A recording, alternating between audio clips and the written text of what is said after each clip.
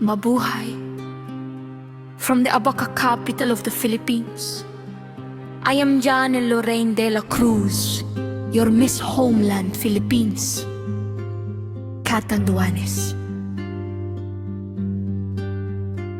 Subok na sa katatagan ang aming isla, na buong tapang na humaharap sa mga bagyo ng Pasipiko. Ang katangiang ito ay masasalamin din sa aming pangunahing kabuhayan. Ang pag-ani ng Abaca, na kilala bilang pinakamatibay na likas na hibla sa buong mundo.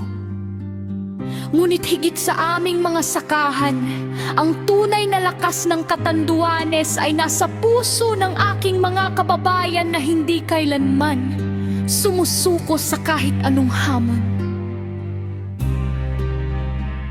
Bilang isang mag-aaral ng Alternative Learning System, alam ko na ang buhay, tulad ng bagyo, ay madaling sumira sa ating mga plano.